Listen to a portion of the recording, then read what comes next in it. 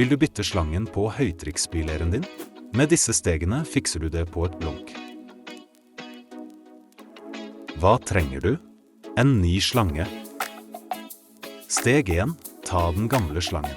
Først kobler du slangen fra høytrykksspyleren. Dra låsen opp og ta ut slangen. Trykk deretter på låsen på trykkpistolen og fjern slangen helt. Steg 2. Fest den nye slangen. Sett den nye slangen inn i koblingen på høytrykksspyleren og trykk låsen godt ned. Klikk så den andre enden på plass i trykkpistolen til du hører et klikk. Nå har du byttet slangen, og høytrykksspyleren din er klar til bruk igjen.